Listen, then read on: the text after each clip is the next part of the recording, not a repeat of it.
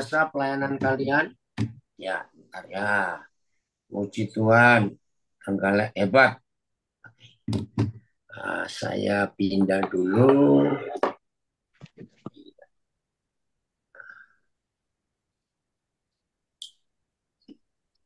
Oke,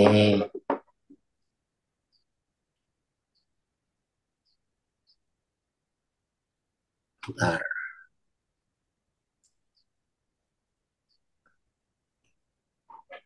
Baik. Hari ini kita akan belajar tema yang cukup menarik. Tema kita adalah belajar untuk menguasai dan menjaga hati kita.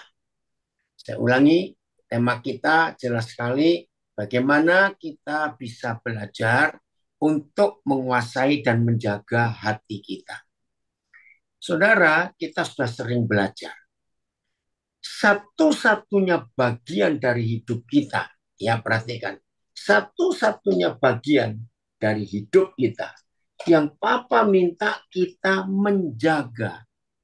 Itu bukan rumah kita, ya. Ada yang komen, woi temanya bagus. Ya, ada.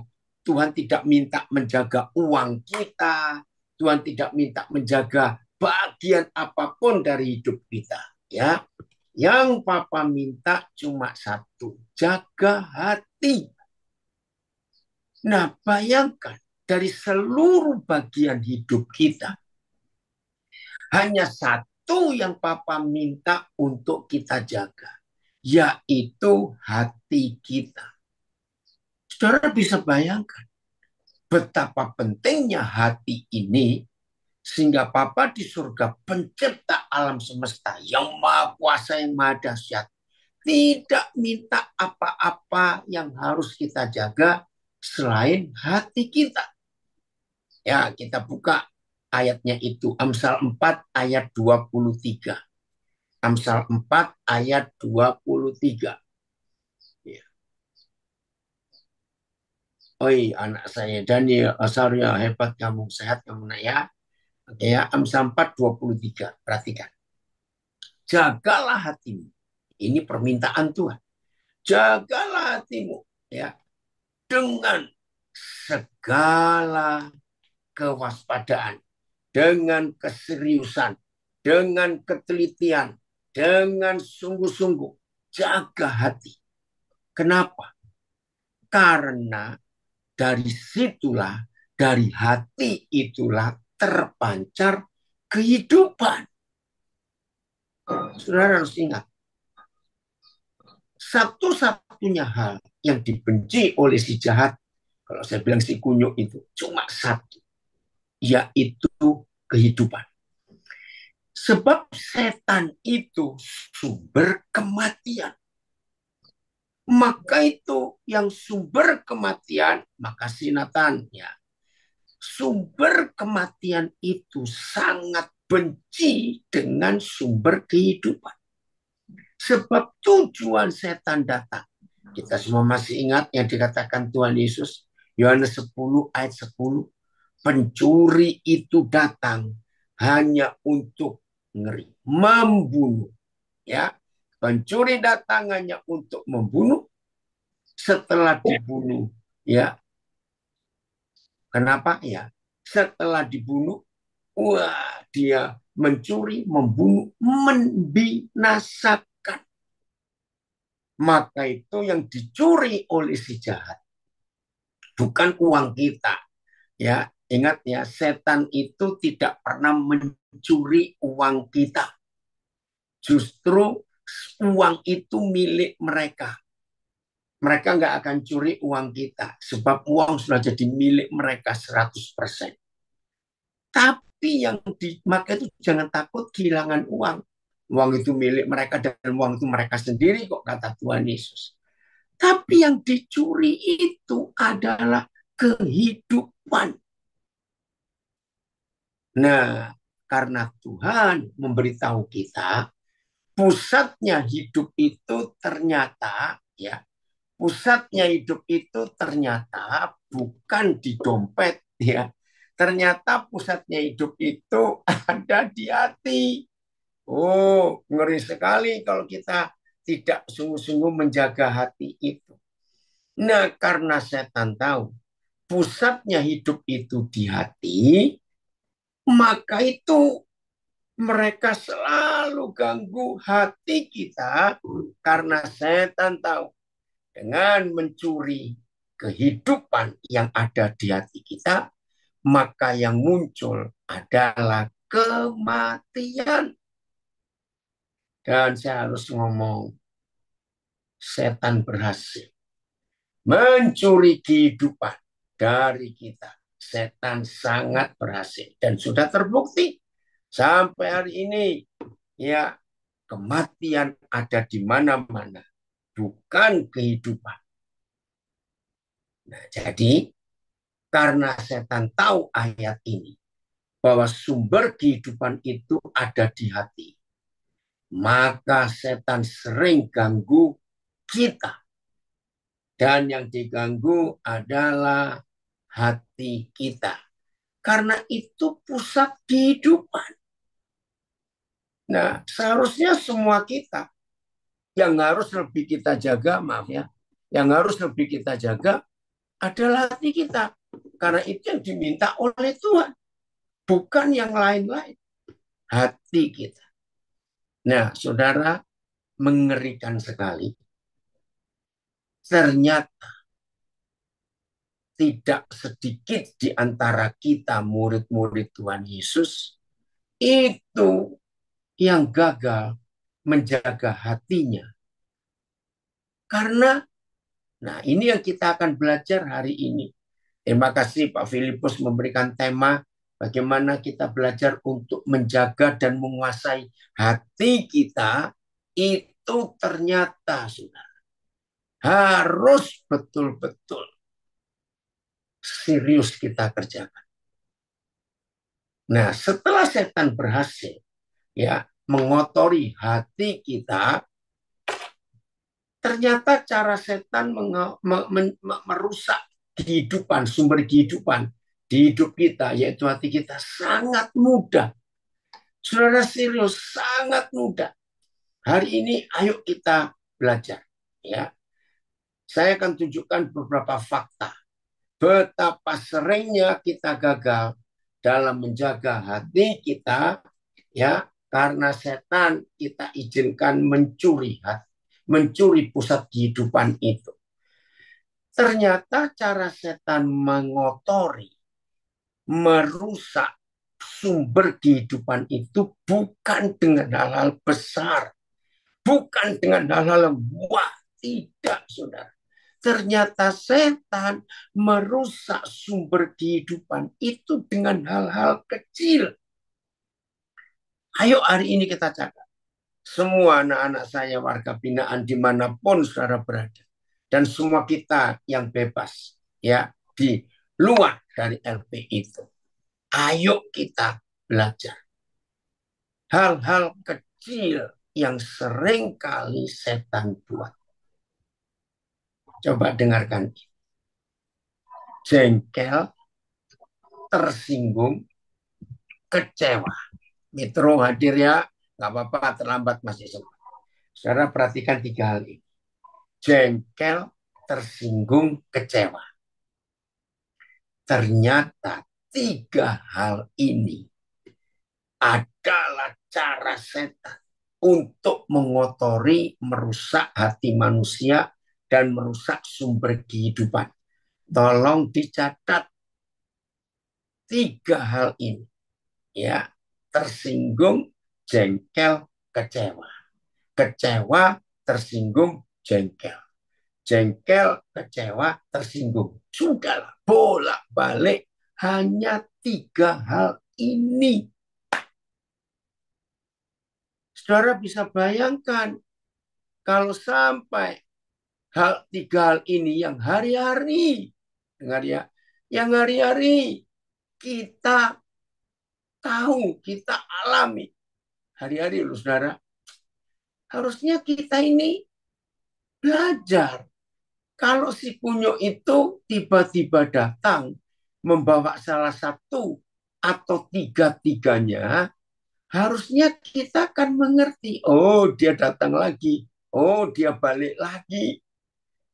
Nah, coba saudara renungkan. Bukankah, oh ibu pun orang Subang ikut hadir, senang Papa kamu hadir. Bayangkan saudara, tiga hal ini kan kecil, bahkan sepele. Ya, saya akan ulang-ulang terus. Supaya semua kita sejak hari ini belajar firman ini, tidak ada orang yang bodoh lagi mau dicuri pusat sumber kehidupannya. Aduh, kiranya mulai hari ini semua kita harus jadi jenius ya, supaya setan tidak punya kesempatan untuk mencuri sumber kehidupan kita. Jengkel, tersinggung, kecewa. Kecewa, tersinggung, jengkel. Udah, tiga ini saja. Ini yang pertama. Begitu si musuh itu berhasil melemparkan salah satu dari tiga hal ini. Salah satu dulu. Nggak usah tiga-tiga. Par. Saya ulangi, begitu si kunyuk itu berhasil melemparkan salah satu dari tiga sampah racun ke, ke hati manusia. Aduh, ini ada yang ngomong dari Magelang. Kok Pak Filipus seperti tahu yang baru kurasakan? Sudahlah, jangan ulang-ulang bodoh. Terus itu saja. Oi, ini seorang master psikologi menulis di Zoom bahwa kalau ada orang tersinggung, jengkel, dan kecewa, itu sudah gejala ODGJ. Apa itu ODGJ? Orang dengan gangguan jiwa. Mateng kon, kalau orang Surabaya bilang. Lihat, ini yang ngomong master psikologi, S2 psikologi. Jadi betul. Jadi orang yang sangat mudah tersinggung, sangat mudah kecewa, sangat mudah jengkel. Itu adalah awal dari gejala orang dengan gangguan jiwa. Jangan sampai ada loh di antara kita. Terima kasih ya, seorang master psikologi mengingatkan kita akan hal ini. Nah, saya mau pakai kalimat ini, jangan marah dulu. Seharusnya makin dewasa kita. Kalau saya nggak berkata makin tua usia kita ini, seharusnya kita ini kan sudah punya pengalaman bagaimana ngatasi tiga hal tadi. Karena dari kecil kita sudah terlatih. Wih, Wawan, hebat. Makasih, nak. Ya, karena dari kecil kita ini sudah sering mengalami tiga hal ini. Dikecewakan, dibuat jengkel, dibuat tersinggung. Itu kan sudah dari kecil. Artinya itu sudah langganan kita. Nah, seharusnya kan kita ngerti kalau itu datang lagi. Nah, betul tidak, saudara? Harusnya ngerti. Nah, saya mau yakinkan kepada setiap kita bahwa jengkel, tersinggung, kecewa, itu hal-hal sepele, hal-hal kecil. Tolong dicatat. Itu hal sepele, itu hal kecil. Bukan hal besar. Harusnya kita bisa menang atas semua itu. Kenapa kita nggak menang-menang, saudara? Maaf saya berkata. Makin dewasa kita, makin tua usia kita. Harusnya kita semuanya mengerti. Dan tidak boleh kalah lagi. Dan jangan izinkan pencuri itu untuk mencuri sumber kehidupan kita. Kira-kira saya cukup waktu enggak ya kalau menjelaskan beberapa penyebab orang bisa jengkel, tersinggung, kecewa, kecewa, tersinggung, jengkel. Oke, saya berikan contoh-contoh kecil saja. Mendengar orang salah bicara. Ayo, Ini dari Kelapa Gading. Gampang tersinggung sama aja sombong. Betul. Ayo, saya percaya tidak pernah ada seorang yang tidak pernah mengalami orang mendengar orang salah ngomong. Perhatikan kalimat ini. Tidak ada di antara kita yang tidak pernah punya pengalaman mendengar ada orang salah bicara, salah omong. Semua kita pasti pernah mengalami. Nah, masalahnya yang barusan ngomong itu merasa tidak ngomong seperti itu. Makin celaka nggak kalau begitu? Ya, dari Amerika, dari Illinois muncul. Saudara perhatikan, dengar ya, baik-baik ya dengar. Semua kita yang namanya manusia pasti pernah dengar, pernah punya pengalaman. Kita mendengar ada orang salah bicara. Ya, yakin ya? Semua kita pasti pernah ya mengalami itu. Nah, inilah tandanya bahwa saudara dan saya adalah masih manusia normal. Wih, kok nggak enak sekali kalimatnya. Betul. Manusia normal itu pasti pernah punya pengalaman ada orang salah bicara kepada kita. Pasti pernah. Justru kalau saudara yang mengaku diri manusia, maaf, tapi tidak pernah. Aku kok nggak pernah ya mengalami ada orang aku dengar salah ngomong. Maaf, maaf. Pasti orang itu sedang tuli. Maaf. Kenapa saya harus meyakinkan ini? Karena inilah hal pertama yang pasti terjadi dalam hidup setiap manusia. Ya, ini ada komen dari Ngunut. Karena salah ngomong manusia bisa membunuh manusia lain. Karena emosi. Karena hati yang tidak dijaga. Betul. Salah ngomong bisa jadi pembunuhan. Nah, saya mau sampaikan ini. Ternyata hal sebaliknya. Yang kita tuduh salah ngomong tadi. Ternyata saudara kita itu atau orang itu tidak merasa kalau dia ngomong itu. Saudara makin rancu nggak? Makin kacau nggak keadaan ini? Serius, makin kacau. Saudara, ini sumber pertama setan mencuri dan mengotori pusat kehidupan manusia, yaitu dengan mendengar orang salah ngomong. Nah, yang baru ngomong tadi, kita yakinkan bahwa kamu tuh tadi ngomong seperti ini. Sambil ngotot-ngotot tau kita ini. Yang situ juga ngotot. Yang punya mulut kan aku. Aku ini sadar. Aku tadi ngomong apa. Nah, kitanya sama kerasnya. Aku juga punya kuping tahu. Kupingku ini baru mendengar. Kamu tadi ngomong seperti itu. Saudara, saya tanya kepada saudara.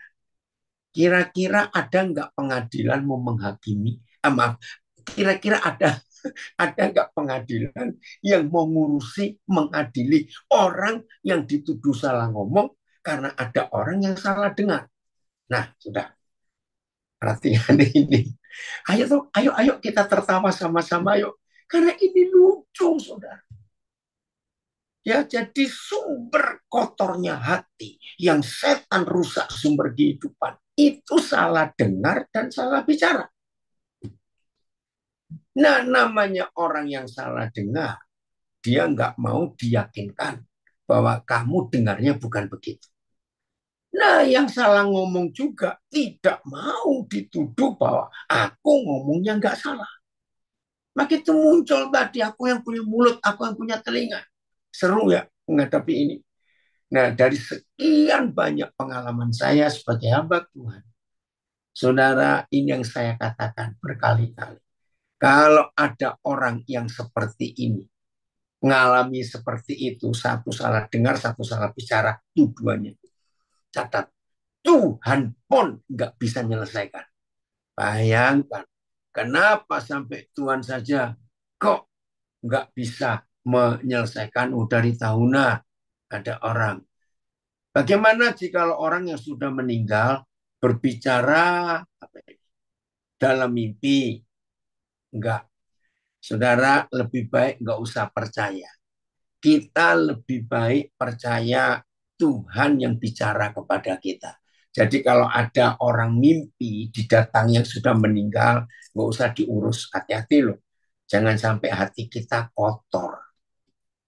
Ya, contoh kemarin malam, ya tanpa sengaja saya bertemu dengan suami istri, ya, dan suami istri ini sejak tahun 2020 yang lalu, ketika Zoom ini mulai, ya pasti sungai kehidupan, ya. Nah, saya bercerita ini karena suami istri ini sedang di dalam pesawat, ya, menuju ke kota lain. Nah, tadi malam itu tanpa sengaja saya ketemu. Nah, kami dua cuma ketemunya di Zoom, jadi nggak pernah ketemu langsung. Nah, tiba-tiba ketemu. Waduh, senang sekali. Ya ampun, 5 tahun ini ya, kita baru ketemu sekarang. Ya. Lalu si istri itu, ya, Viana, Shalom juga. Si istri itu tanya, Oden, kami ini baru mulai usaha. Ya, terus usahanya begini, saya nggak cerita. Nah, hari Rabu yang lalu, kami ketemu seorang hamba Tuhan. Nah, kami cerita-cerita, kami kenal baik pada hamba Tuhan itu. Nah, ketika hamba Tuhan yang kami tunjukkan rencana bisnis kami yang baru, dan kami tunjukkan foto-foto gambar-gambarnya yang marketnya itu. Tiba-tiba hamba Tuhan ini berkata, nah ini loh, wah hati-hati loh, kalau lihat gambar ini ada sesuatu yang nggak baik. Ini bisa mendatangkan kutuk. Nanti anakmu bisa begini, kamu bisa begitu. Saudara bayangkan, gelisahlah dua orang ini. Lah, ini sudah jalan 60%.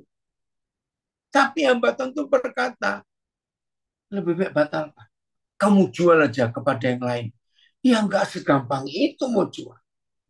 Nah, terus saya tanya. Jadi masalahnya apa? Kan saya nggak tahu. Kami sedang ketakutan kok, Dek.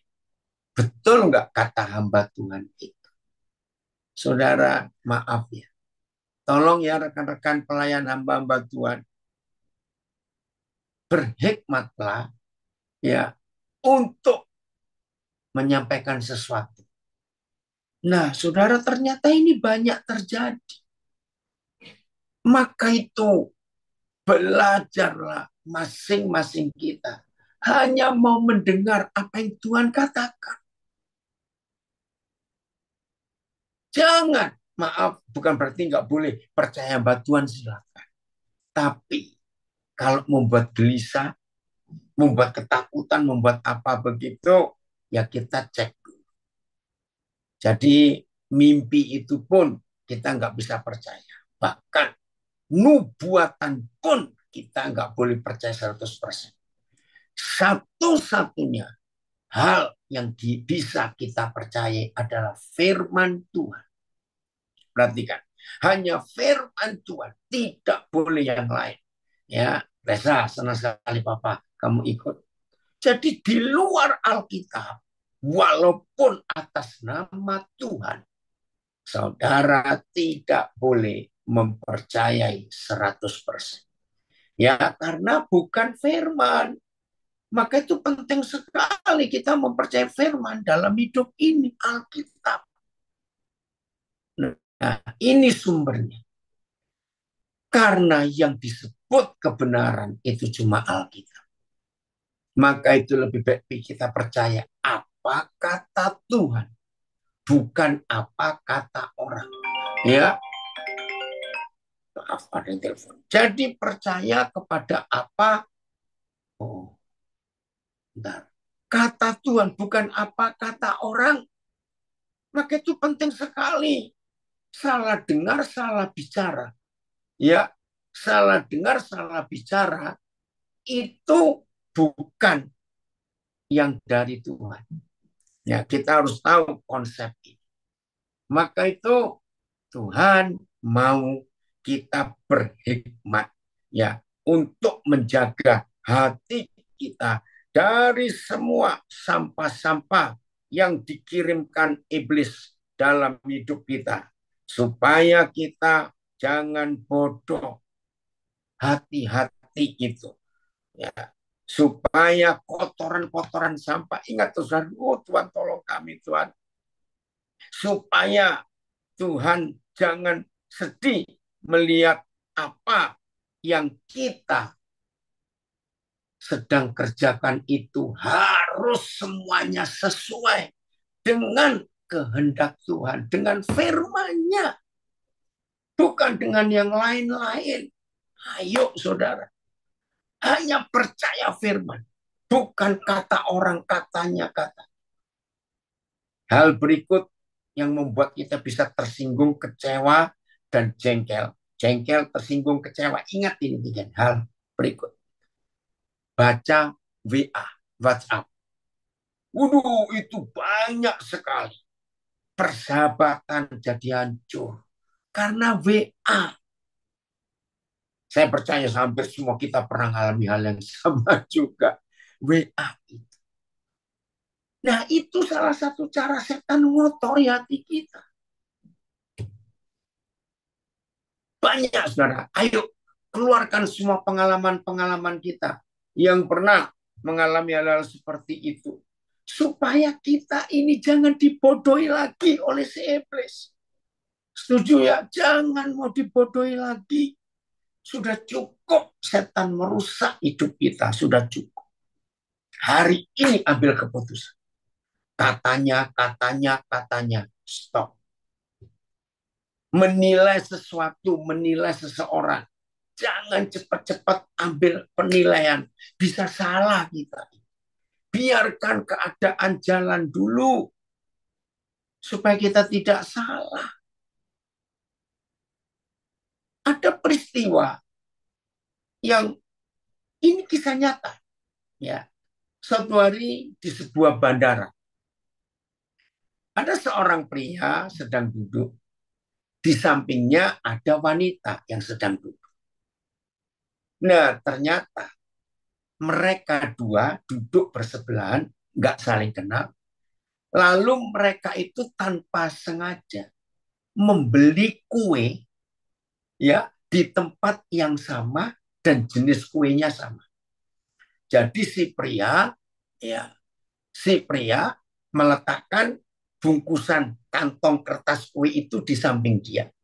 Nah, ternyata si wanita juga meletakkan kue yang sama, bungkusan yang sama, karena mereka beli di toko yang sama. Wanita ini meletakkan juga di sampingnya.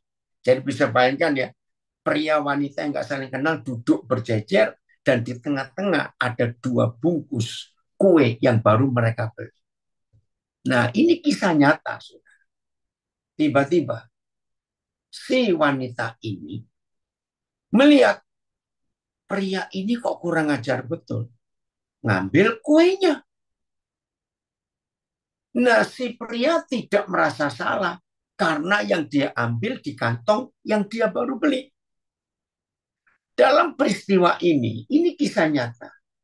Wanita ini wajahnya nggak enak.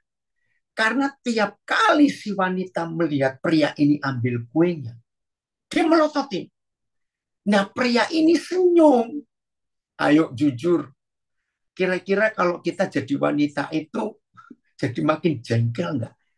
Ini orang kok nggak tahu diri. Kueku kok dimakan. Kenapa? Kamu tambah ganas katanya dari Nabi. Saudara, terus itu terjadi sampai sekian kali si pria ini ngambil kue. Saudara, akhirnya panggilan boarding. Nah, pria ini berdiri tanpa ngomong apa-apa. Karena dia dipanggil boarding. Dia bawa kuenya. Wih, wanita ini matanya sudah pria, nggak tahu diri, nggak tahu malu.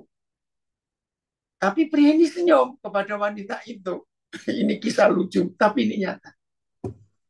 Begitu pria ini pergi, wanita ini kaget. Loh, kok kue yang aku beli masih utuh? Kok bisa begitu? Kenapa? Dari kejauhan, ya ini yang buat video keren juga. Dari kejauhan, pria itu noleh ke wanita ini sambil senyum dan dia angkat. Dia angkat kantong kuenya itu. Wih, wanita ini malu. Ternyata yang dimakan oleh pria ini kuenya dia sendiri. Dan kuenya wanita ini masih utuh. Ternyata, ini loh, ketika ketiga kali pria ini ngambil kuenya, wanita ini jengkel. Diambil kue. Ternyata yang wanita ini ambil kue miliknya pria itu. Kan kantongnya sama. Kuenya sama. Aduh, ayo kita belajar. Bagaimana perasaan kita kalau kita jadi perempuan itu. Waduh, saya nggak tahu itu malunya kayak apa. Ternyata justru wanita yang marah-marah ini, justru dia yang nyolong dalam tanda kutip, yang mencuri kuenya si pria itu. Nah ini loh, ini kisah-kisah kehidupan saudara.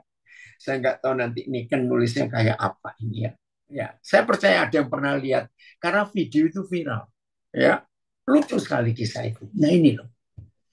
Jadi salah satu hal yang paling penting menjaga hati kita. Ayo catat semuanya. Salah satu hal yang paling penting bagaimana kita menjaga hati kita. Lakukan ini. Jangan cepat-cepat ambil kesimpulan. Ya, jangan cepat-cepat mengambil kesimpulan. Jangan cepat-cepat menilai sesuatu atau seseorang. Jangan.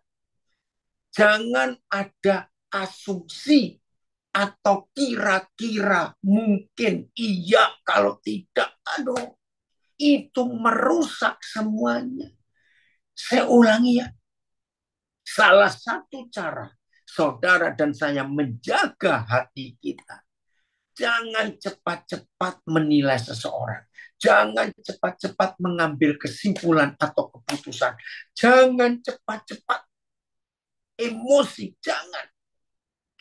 Teduhkan semua dulu. Tenangkan. Biar waktu yang akan berbicara. Jadi waktu saya nonton video itu, saya pun bisa melakukan hal yang sama. Entah saya jadi pria itu, atau saya jadi wanita itu. Nah inilah kehidupan. Ayo kita belajar mulai hari ini. Woi, anak saya dari Tuban Kampung. Ayo kita belajar mulai hari ini. Jaga sumber pusat kehidupan ini. Maka itu manusia yang paling rugi dan paling celaka di dunia adalah manusia yang terlalu cepat mengambil kesimpulan, terlalu cepat membuat penilaian, terlalu cepat membuat keputusan. Itu orang paling celaka dan paling rugi di dunia ini. Ayo belajar, belajar. Oh, luar biasa ini. Sebentar. Ini Amang Silaban. Ya. Amsal 4 ayat 23. Miliki hati untuk menjadi saluran yang bersih. Amin. Buat berkat bagi banyak orang. Horas Amang. Setuju. Miliki hati untuk jadi sumber air yang bersih. Nah, oke ya. Ada yang tanya lagi ini. Sebentar. Wanita memang suka begitu. Marah dulu baru paham. Yang tersinggung yaitu orangnya.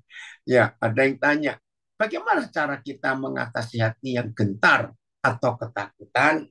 Gampang. Mengatasi hati yang gentar dan ketakutan, ingat ada papa yang baik. Itu saja, ingat ada papa yang baik. Nah, saya kembali ke pengusaha yang suami istri yang kemarin malam saya terima. Saya berkata begini, papa, ya, pertanyaan sama, bagaimana cara kita mengatasi hati yang gentar atau ketakutan? Dengar ya. Terima kasih pertanyaan ini mengingatkan saya lupa menjawab.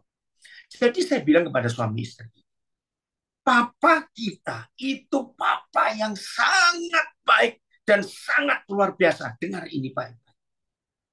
Jadi kalau papa tahu bahwa yang kalian kerjakan ini berbahaya buat kalian, Nggak mungkin Papa nggak bicara kepada kalian. Saudara catat ya, nubuat dan apa saja yang didapat dari hamba Tuhan, sehebat apa saja. Itu nomor dua. Artinya hanya peneguhan. Nomor satu, Papa harus beritahu kita dulu. Saya yakinkan kepada dua orang ini sekarang. Begini, kalian punya anak. Saya tahu mereka punya anak dua. Ya, mereka punya anak dua. Bayangkan ketika anak kalian masih kecil, terus sedang berjalan menuju ke kompor yang sedang menyala. Jahat nggak kalau kalian sebagai papa mama ketika melihat anak kalian sedang melangkah menuju kompor yang menyala, terus kalian cuma senyum, terus cerita sendiri? Nggak mungkin. Pasti sebagai papa mama kalian akan cepat mengingatkan dia. Saudara, ketika saya sampaikan itu, ini si suami nangis. Lalu dia berkata, ampuni saya Tuhan. Selama berapa hari ini saya nggak bisa tidur gara-gara hamba tentu menyatakan sesuatu buat kami gentar. Ternyata kalau itu salah, Papa akan cepat beritahu kami. Simple. Jadi yang tanya bagaimana cara mengatasi takut dan gentar, ingat ada Papa yang baik. Selalu mengandalkan dia untuk apa saja. Jelas ya? Oke, izin yang mau tanya tadi. Mau WA atau langsung, mau nulis atau ngomong, Kristo. Jadi semua kita harus jadi benar ya. Oh, ada yang komen.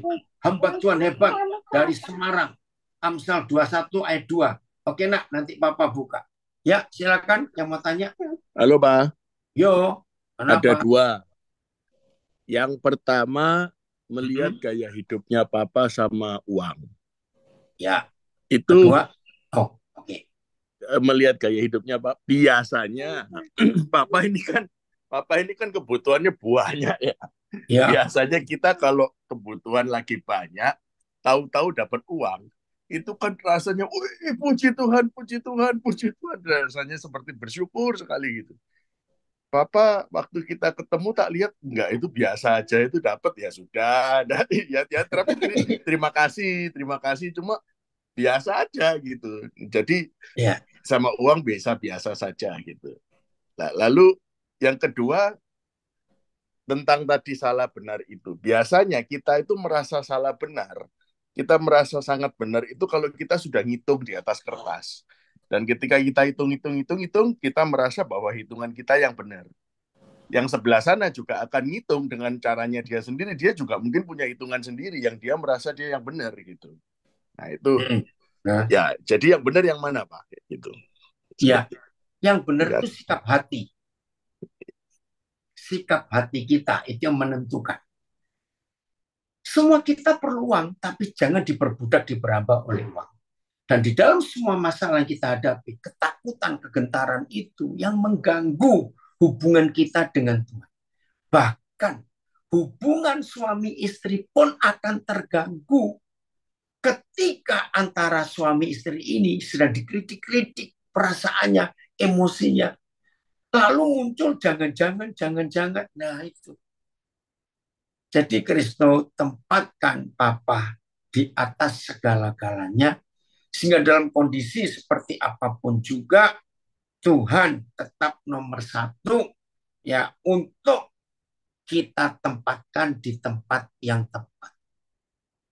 Jadi masalahnya bukan pada uangnya, masalahnya bukan pada situasi atau keadaannya, tetap masalahnya itu pada suasana hati kita.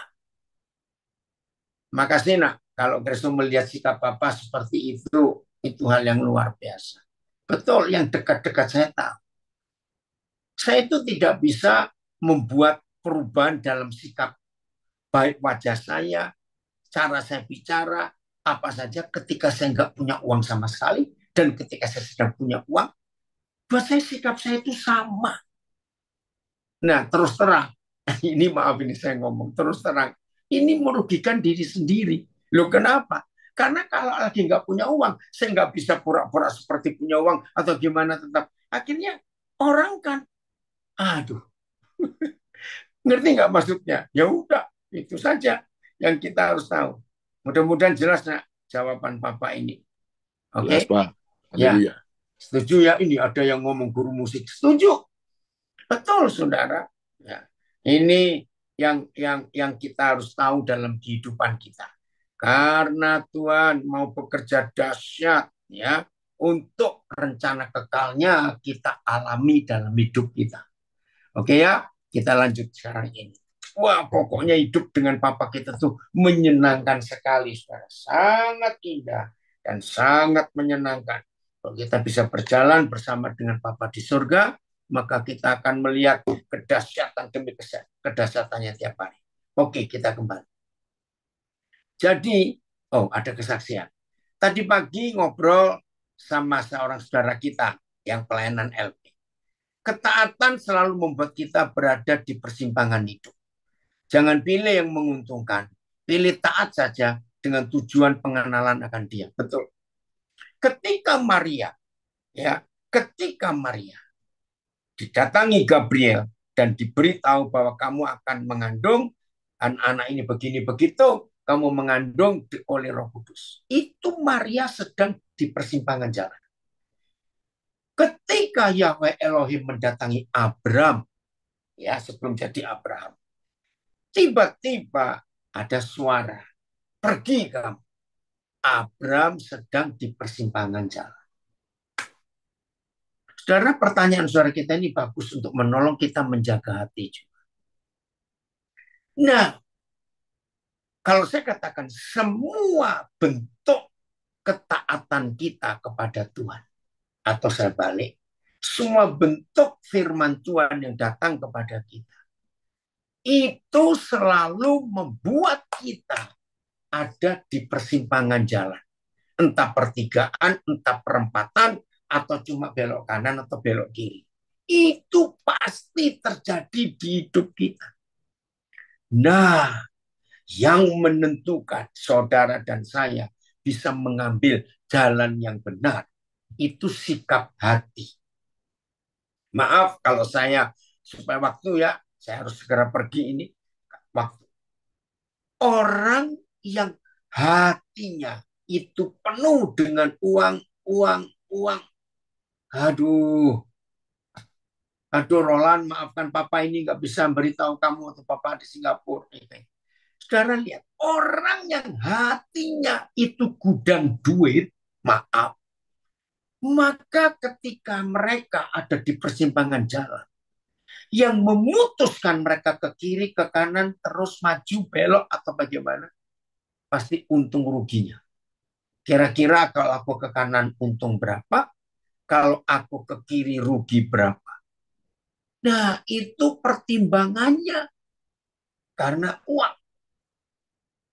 Orang yang sedang hatinya penuh dengan dendam dan kemarahan, ketika dia mendengar suara Tuhan, dia harus milih.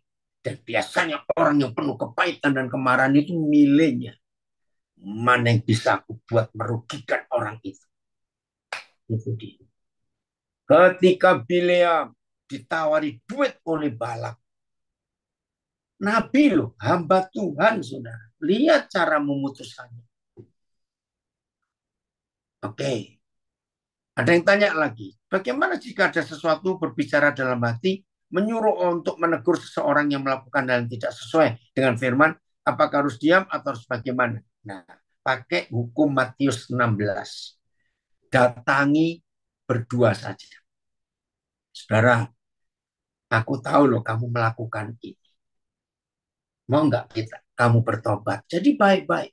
Kalau orangnya nggak mau dan kita nggak bisa ngurus lebih jauh, ya sudah. Yang penting saudara harus menyampaikan. Jadi saudara, isi hati kita, suasana hati kita, itu yang menentukan setiap keputusan yang kita harus ambil. Maka itu kalau hari ini kita belajar dengan tema bagaimana belajar menjaga dan menguasai hati, ini luar biasa, saudara. Ini luar biasa. Terima kasih Bapak untuk kebaikan Tuhan yang hebat itu. Jadi jangan main-main dengan hati kita. Ya, dengarkan kalimat ini. hati yang pernah terluka dan tidak pernah diselesaikan, maka hati itu akan gampang dilukai lagi. Minggu yang lalu, saya diundang untuk mendoakan sebuah kantor yang baru dibuka oleh salah satu anak saya. Nah, ternyata acara itu berubah, saudara. Karena ketika datang, ternyata suruh makan dulu. Nah, waktu sedang makan, Roh Kudus bicara kepada saya tentang salah satu karyawan yang akan bekerja di perusahaan itu. Namanya Julian. Nah, saya nggak kenal. Ini sampai anak saya pemilik perusahaan itu kaget. Nah, Julian ini akan menikah 16 November nanti. Saya sampaikan cuma biasa saja. Tapi, saudara, dia mengalami zaman Tuhan yang luar biasa. Sampai pemilik perusahaan ini, anak saya itu dan teman-temannya kaget kok bisa begitu. Saya percepat. Dia punya papa, catat yang sangat baik. Sambil nangis dia cerita. Aduh, papa saya tuh nggak pernah bentak saya sama sekali. Dia tidak pernah pukul saya.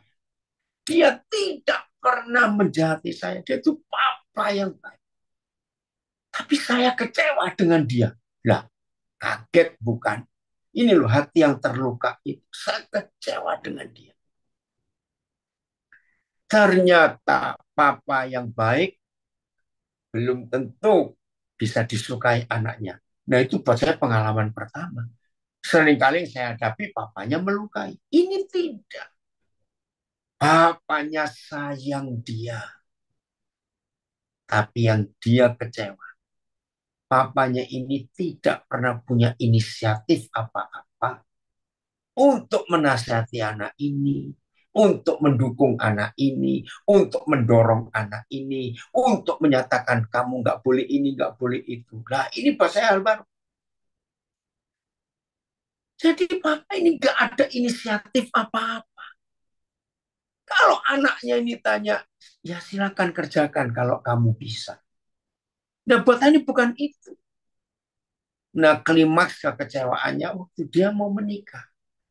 Tidak ada reaksi apa-apa. Ya, papa datang nanti. Ya, papa begitu. Nah, anak ini mengharapkan, bukan itu, Pak. Ajaklah saya bicara.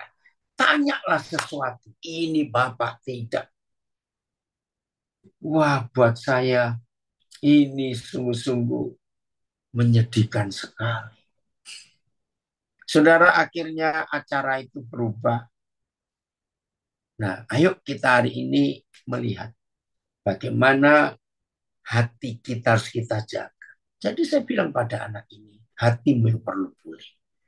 Kamu nggak bisa merubah papamu, hatimu yang perlu berubah. Ngerti ya saudara?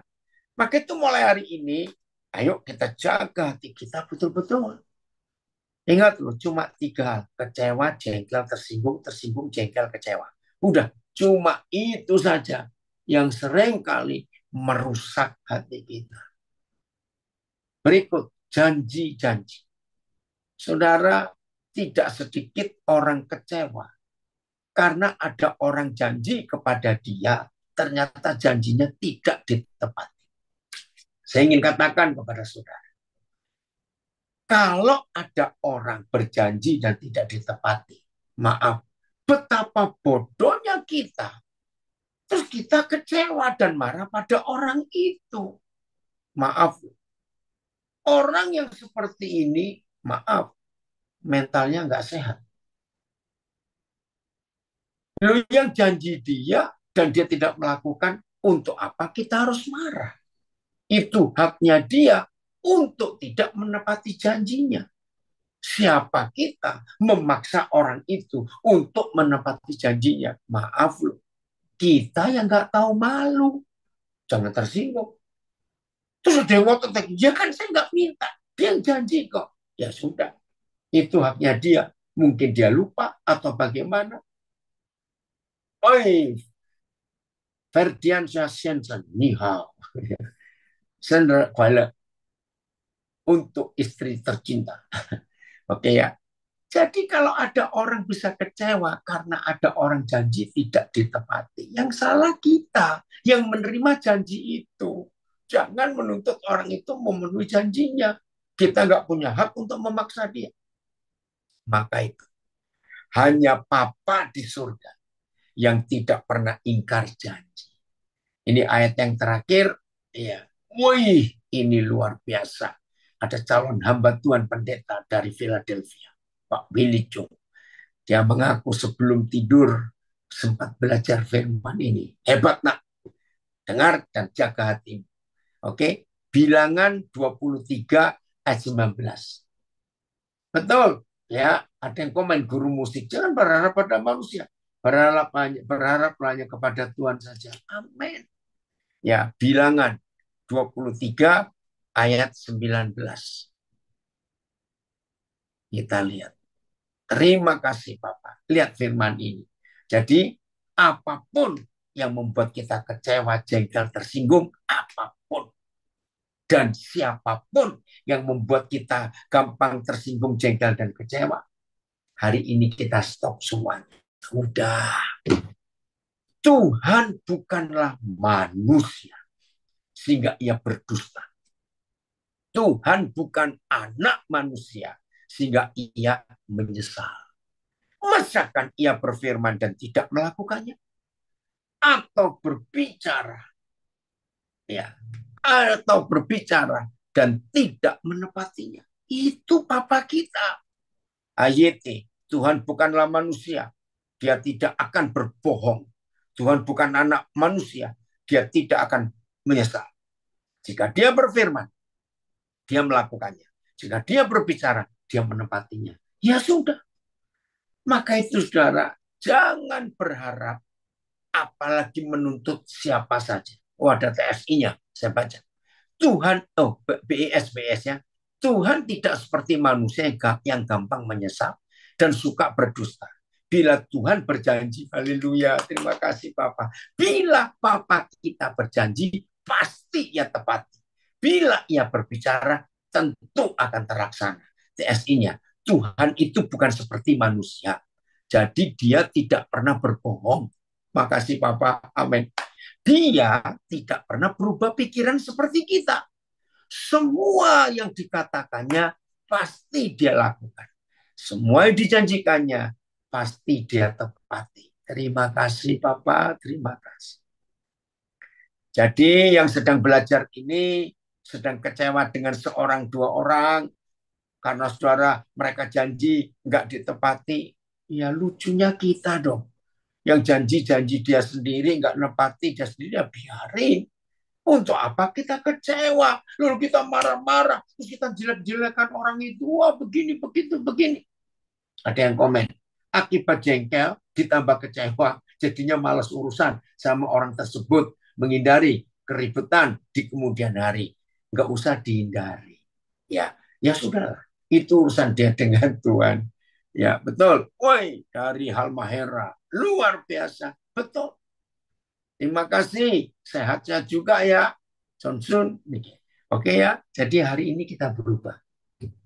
Jengkel, kecewa, tersinggung. Kecewa, tersinggung, jengkel.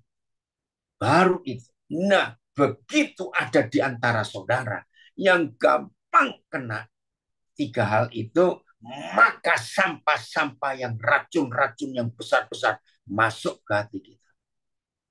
Luar biasa ini. Ada yang tanya, Lapas Padang izin untuk live, ada ibadah. Oke, lanjutkan, Tuhan memberkati. Jadi mulai hari ini, ayo kita semuanya jadi orang yang beriman. Udah. Bagian terakhir ini, saya ceritakannya. Ketika, oke, ini dari Jombang. Masalahnya bukan di Tuhan, tapi manusianya yang suka bikin masalah. Makanya itu jangan mau. Oke, bagian terakhir ini dengarin. Menghadapi semua kejengkelan, kekecewaan, dan ketersinggungan. Cara menghadapi bukan dengan doa, puasa, kelamaan. Menghadapi itu dengan tersenyum. Tersenyumlah. Ketika si kunyuk itu ingin mengotori hati kita, ingin meracuni sumber kehidupan itu hati kita, ingat ini, senyum. Ada orang mengecewakan, menjengkelkan, ya senyum. Senyum saja. Setan itu paling takut dengan orang tersenyum.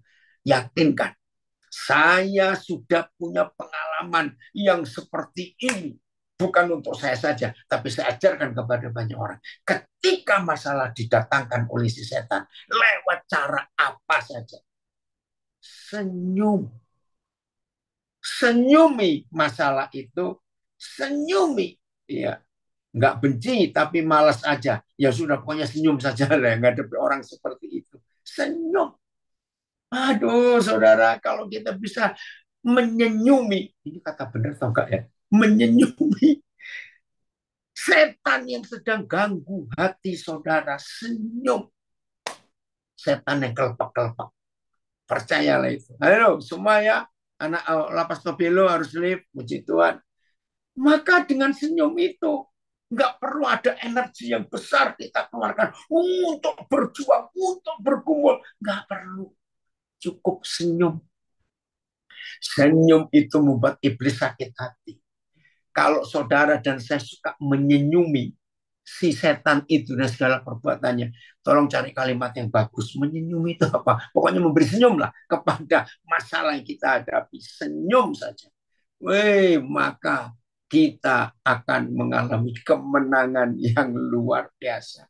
Jadi kalau saudara dipanas-panasin orang, ya lewat WA, lewat titipan kata orang, yang senyum saja. Nggak usah diladenin, nggak usah dilanjutkan.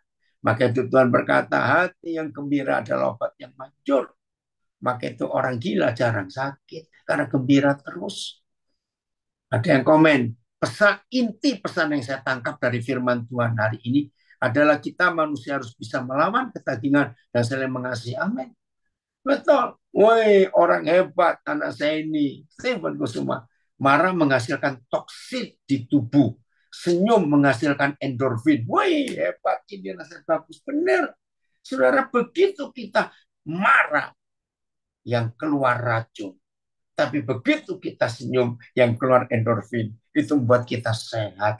Puji Tuhan. Betul, Andiro. Ayo senyum saja, nggak ada apa-apa saja. Oke ya, rugi marah-marah. Betul. Nggak ada untungnya. Oke ya, jadi ini cara kita menjaga hati kita. Tuhan Yesus memberkati kita semua. Pokoknya mulai hari ini, setan akan kelepek-kelepek semua. Wih, neraka akan goncang. Karena senjata mereka yang dikirim ke saudara dan saya, mental balik hanya dengan senyum. Hati akan tetap bersih, tetap ada sukacita, tetap ada gembira. Haleluya. Masih ingat lagu sekolah minggu? Senyum dan berwajah gembira. Masih ingat lagu itu ya? Wih, itu ya. Dengar firman sini sambil ngekek-ngekek katanya. Betul, senyum. Wih, dari Kutai Barat. Senang sekali dapat pengajaran dari papi yang biasa dikhianati dan diampaikan oleh orang-orang biasa dibantu. Betul, senyum saja. Enggak ada masalah. Tuhan Yesus memberkati kita semua. Mulai hari ini, jangan ada yang bodoh lagi di antara kita. Senyum, iblis takut. Haleluya. Shalom semuanya.